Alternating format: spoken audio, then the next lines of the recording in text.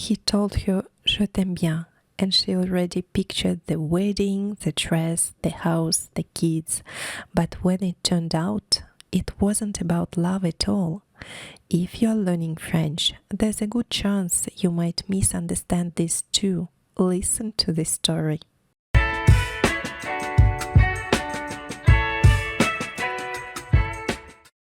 Aujourd'hui, je donne mon cours individuel de français. Je suis professeur de français langue étrangère. En face de moi, pas un étudiant, mais deux. En réalité, c'est un joli couple, mari et femme. Ils ont déménagé en France il y a quelques années et ils ont tous les deux besoin d'apprendre le français pour mieux s'intégrer. À vrai dire, pour moi, c'est plus facile de donner un cours à des personnes qui se connaissent. Il n'y a pas de gêne, on fait des blagues et on rigole énormément. L'ambiance est détendue. C'est aussi très pratique pour faire des dialogues. Parfois, mes étudiants se connectent depuis le même endroit, la cuisine de leur appartement, parfois depuis deux endroits différents, et c'est drôle. Je pense que l'apprentissage d'une langue à deux est très positif pour le couple lui-même. Ils partagent la même activité, ils se motivent, se lancent des défis et s'entraident. Cela fait maintenant 3 ans que je les accompagne. Et oui, apprendre une langue prend du temps. Comme on dit en français, Rome ne s'est pas faite en un jour. J'aime beaucoup ces étudiants. Ils sont partis de zéro. C'était une page blanche. Nous avons commencé avec l'alphabet et la prononciation des sons. Aujourd'hui, ils peuvent parler en français de tous les sujets. Quand mes étudiants réussissent une épreuve en français, je le considère aussi comme un peu ma victoire. Quand ils ont des difficultés, c'est aussi un peu mon échec. Je me dis que nous n'avons pas assez travaillé le sujet en question. Nous avons partagé beaucoup de moments de vie, joyeux comme douloureux. J'aime parler avec mes étudiants de ce qui les anime, les inquiète, les dérange ou les préoccupe. Nous habitons tous à Paris et un jour on parle de la neige à Paris et des transports bloqués, un autre jour de la perte d'un proche et de la grande tristesse qui l'accompagne. Parfois on échange sur les difficultés d'être parent. Nous avons parcouru ensemble un bon bout du chemin de la vie. Aujourd'hui, nous parlons des relations et des sentiments. C'est le thème du 3e chapitre de notre livre de vocabulaire pour le niveau intermédiaire. On parle d'amour. C'est un excellent sujet à discuter en couple.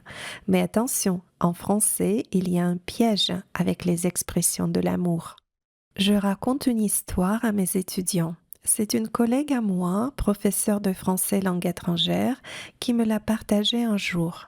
Elle avait une étudiante, une jeune femme étrangère, qui fréquentait en français. Un jour, elle annonce une très bonne nouvelle à sa professeure. Son compagnon français lui a fait une déclaration d'amour. Il lui a dit précisément qu'il l'aimait bien. La jeune femme, très amoureuse, a imaginé tout de suite un futur magnifique. Le mariage, une belle robe blanche, une fête grandiose, une grande maison, des enfants et un chien.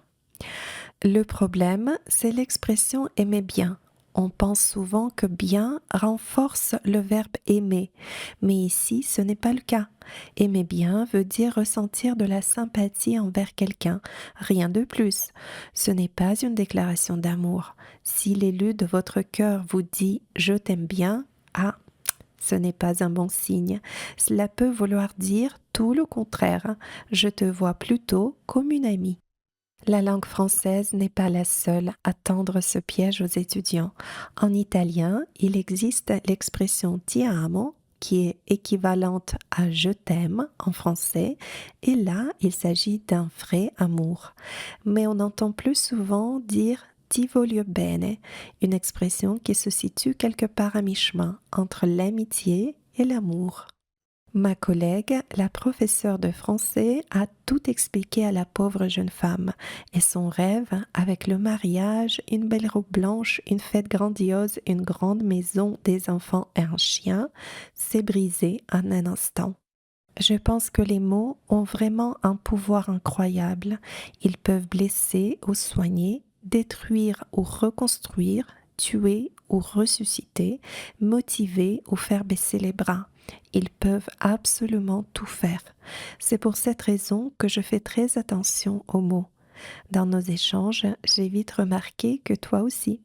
Tu écris toujours soigneusement tes messages et quand ton téléphone fait une erreur de correction automatique, tu repasses après le correcteur.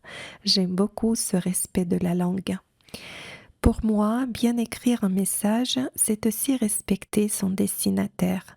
C'est montrer qu'il est important, qu'il compte pour nous et que l'on est prêt à prendre du temps pour lui écrire. Tu prends toujours ce temps pour moi et le temps est ce qu'il y a de plus précieux. Vous aussi, mes chers auditeurs, vous prenez le temps de m'écouter chaque semaine. Ça me touche beaucoup et me pousse à continuer. Prenez le temps la semaine prochaine de revenir écouter Paris ma chérie. À très bientôt.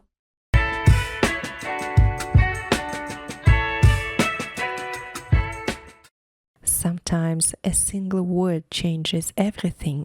That's what today's story was about.